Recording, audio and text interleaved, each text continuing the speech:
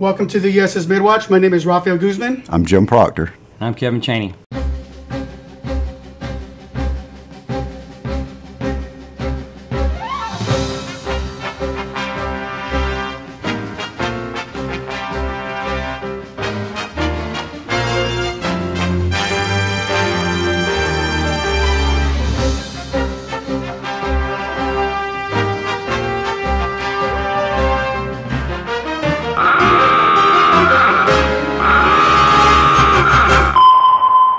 So Sheriff, if re-elected, what does your first 90 days look like? It's going to be a continuation of what we've already had in progress, the rewriting of the policies, redeveloping our training program, and just continuing to provide excellent law enforcement for Camden County. Mr. Chaney? Well, first of all, thank you all for letting me come in today and talk. I appreciate this opportunity. The first 90 days, the first 30 days, I'm going to come in, I'm going to watch and listen to what the people have to say, what kind of changes they want to make, what steps they want to take to move forward. I'm very passionate about that job. I've done it for a long time, and it's about the men and women inside that office, and I love each and one of them. I care about them. I want to make sure they have the proper training they need, the policies are updated, and really take care of them, make sure their health and wellness is up to par where they need to be at. And all, three things I go by is leadership, transparency, and accountability, to make sure those are installed inside there, and make sure we move forward with that. Mr. Chaney, do you think the allocation of the spending budget is optimal? Yes, I think we can come in there and look at the budget. That's part of the first 90 days as well. I'm going to come inside there, I'm going to take a look at the budget, sit with there and talk to the finance director at the Sheriff's Office internally. I'm going to work with the county commissioners. I'm going to work with the finance department across the street, make sure that we have everything in line that we need to have. Make sure that if there's some things that we don't need, then we'll make sure we cut that out, and make sure it's for the taxpayers. That's what we're doing it for, is make sure we spend taxpayers' money the right way, because actually we work for them. Sheriff? I agree wholeheartedly. We do work for the taxpayers, and it is taxpayers' money. We need more money for equipment, better equipment, more technology, better vehicles, and we also have to continue to look at the officers' pay. It's still not where it should be. Sheriff, from a crime perspective, what do you think Camden County biggest issues are, and how do you intend to deal with it? The biggest issues that we see today are still drugs, crimes against people, especially we have a lot of child molestations and crimes against children. That's a major concern. We're part of a ICAC task force. ICAC is Internet Crimes Against Children, and that's run by the GBI, but we're an integral part of it. We partner with NCIS. We're going to continue to move forward, obtaining new technology to be able to track these people down. Mr. Chaney, same question. Yeah, fentanyl, that's, drug issue is a big deal. Like the sheriff said, it's a big issue in Camden County. Fentanyl overdoses on a daily basis. I know it happens. We have Narcan that we carry, and I've seen it used. I've actually used it, and it's hard to see that. And on a local level, we're going to attack it with trying to combine task forces with both cities, and actually both chiefs to cooperate with us and have a joint task force, so we can actually join forces to combat the drugs, and not just drugs itself, but all the other crimes that may come with it, because drugs is the root of all evil. All your other crimes kind of stem from the drug aspect. If it's a car, entering a car, it's a crime on a person. The ICAC stuff, that's same thing as that on a federal level and on a local level, and being part of those organizations, that helps out. And it starts here at home first, with us having a joint task force together with cooperation with all local agencies, because the drugs don't know no boundaries, they go everywhere. And by working, having a task force for the county and having the cities come on board with that, they go across county line or jurisdictions inside the city limits to enforce those crimes. Mr. Chaney, you spent your 28 career in Camden County Sheriff's Office. How do you explain your responsibility for the events that have occurred in the last 4 years? At the end of the day, all responsibility lies on the shoulders of the sheriff. He makes those decisions, not me. I can go to him and tell him and make suggestions and give him ideas to change things up, but at the end of the day, those responsibilities lies on the shoulders of the sheriff, and he has to be accountable for those actions, and hold people accountable for those actions, and be responsible for those actions, and make sure that people understand that, and be transparent, and be out there with him, or be out there letting them people know if information is hidden, there's no trust. So you have to make sure that you get in front of it, stay in front of it, and hold your people accountable. And that's what I thrived on. And being inside the office 28 years, I love that place. I love the men and women there, like I said before. I respect Sheriff Proctor, but at some point, when you're going to make so many suggestions for, you have to. That's why I'm here running now. Sheriff? Absolutely, the responsibility does lie with the sheriff. Over the past years, we don't hide anything. We always push out what we can. We've recently developed new technology to push out more to the public. It's about the men and women that work there, but even more so, it's about our service to the citizens of Camden County.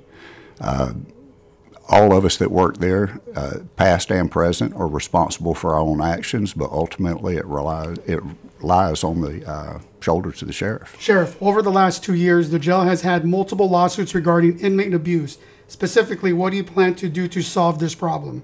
Well, you can't sit up there and babysit them 24 hours a day. You put people in place that manage both on a shift level as well as on a division level. We've continued to hold people accountable, and the ones that are responsible, they've been removed. Some are being prosecuted. The key is to retrain and remove the problems. We found that one person, it was a common denominator with all of the incidents, and that was a training officer. That individual was training them, unbeknownst to us, to be heavy-handed and aggressive with the inmates. You can't do that.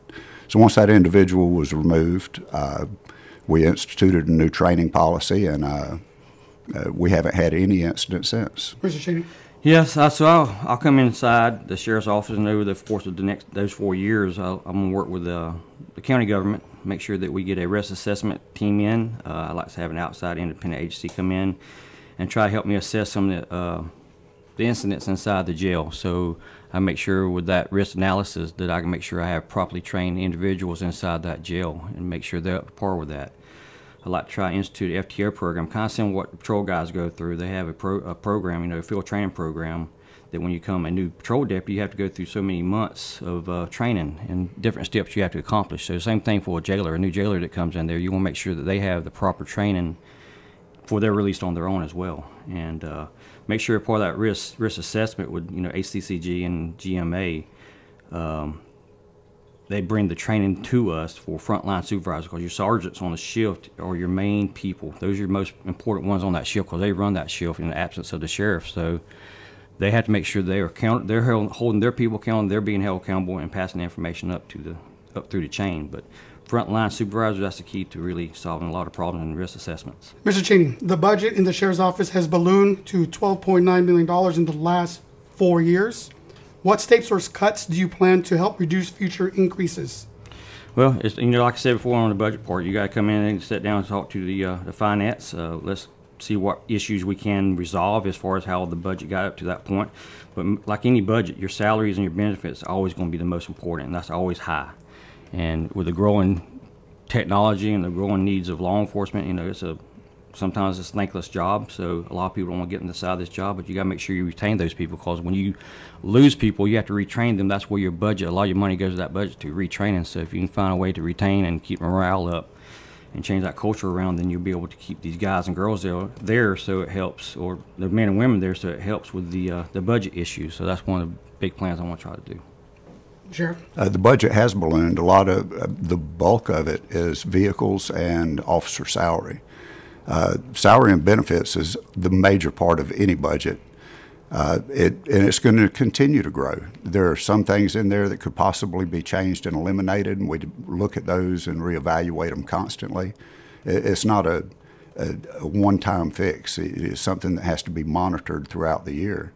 And as long as we continue to get adequate equipment and the folks are paid adequately and their benefits are adequate, the more than likely the budget's going to continue to grow. Sheriff, majority of the lawsuits have been caused by employee error or misjudgment. What training changes do you plan or make in order to correct this in the future? We've made multiple changes. A jailer, once they're trained, you have to go through a basic jail program put out by the state. It's an 80-hour course, which to me is inadequate. You can't learn your entire job that you need in 80 hours. That's just, it's ludicrous. The state had no continuing education in place for jailers. So we mandated that they have to have 20 hours of in-service training annually in order to keep their jobs. We continue to develop the in-service training program to identify or to answer individual things that have been identified within the agency that need to be addressed with training issues. Mr. Chaney? Yeah, so that goes back to what I said earlier, bring that risk assessment team in there and see where, take a deep dive into what we're actually doing right and what we're actually doing wrong. And, Sheriff's right, 80 hours is not enough for a basic jailer, so that's where you implement a FTO program, a field training program, for those new officers that come from the academy after 80 hours of being trained. But they don't have you just kind of come outside that jail and then you kind of walk around, but there's no structure for them. So have a structure for them going, with a veteran officer, make sure that they're doing the right steps they have to do and continue that training inside that office, inside that agency, nonstop for the jailers. They can't ever quit learning enough. And it's key. And the frontline supervisors, again, that's a big key point. Make sure that they have that. And sometimes you have to also look at the health and wellness of officers too, so you have a good peer support program, because a lot of times they see different things that we might not see that's hidden, and you help get them, built back up and know that they're worth something, and to make sure they do what's right for the citizens of Camden. Mr. Chaney, what proactive preventative measures do you want to institute to engage the community more? So I like to try to establish a community engagement team, and what that would involve is having a group of individuals from the sheriff's office go out into the community, go connect with the community, go to different events, have, all the different parades, all the different festivals they have. Make sure the sheriff's office is there, and make sure that we're talking to the public, interacting with the public, and that team goes out and does all that stuff. And make sure you have town hall meetings. I like to try to have one every quarter, so I can come to a certain location, the city of St. Mary, city of Keeneland, city of Woodbine. Hey, have a town hall meeting, come ask us questions about the sheriff's office. What are we doing good, what are we doing bad? And really, voice your opinion, because, at the end of the day, we work for the sheriff's office. We work for the citizens of Camden County, and, we gotta make sure that we do right. And also have a job recruitment fair inside all the different communities, so it's a diversity inside that office. So you may work in, you work in a jail, but you might be from Spring Bluff, and then when you're out there on the road one day or somebody's in jail, it might have some interactions with that person that helps, hey, I know that person, I live in that community. Maybe there's something we can do to help this person out too. Sheriff? And that's one thing that we do and continue to do, is to be engaged in the community. We go to the different parades and festivals and participate actively in the community. It's a community-oriented policing. You stay engaged. We've also started assembling a citizens advisory board, for the lack of terms, to get input from the movers and shakers in the different communities that can bring us the concerns, as well as us going out looking for them. Sheriff, what do you believe is the largest priority for the sheriff's office currently? The largest priority is always providing effective law enforcement to the community. It's all about the people. Growing up here, it was a community of 9,000, and now we're a community of around 57,000. It's grown exponentially. Staying engaged is a huge thing. Mr. Chaney? Yeah, it's about the men and women that works inside that sheriff's office. You got to make sure they have the health and wellness, for them. On any given day, you're on a 12-hour shift. You're out here. You may go from call to call to call, and it could be a fatality with a child that's been killed in a car wreck. It could be a shooting. It could be a stab. It could be a lot of different things. And they go home, and they come back the very next day with no decompression. So have some type of peer support program for them. And working with the state of Georgia, there's some good programs out there for them. And when I was there at Sheriff's Office, I sent a couple of guys, some team members to that program, and it helped them out a lot tremendously. But you got to stay active with them, and make sure that you take care of your people. Because I think that reciprocates. If you take care of your people as a leader and be transparent and accountable to your people, I think it's reciprocated back to the public. They treat them better. Mr. Chaney, will you unequivocally follow the Constitution of the United States and be a constitutional sheriff defending the God-given rights? Yes, I will. Sheriff? Absolutely. I have been and will continue to be. Sheriff, will you protect the citizens from Camden County from illegal search and seizures from both the federal government and the state government? To the best of my ability, absolutely.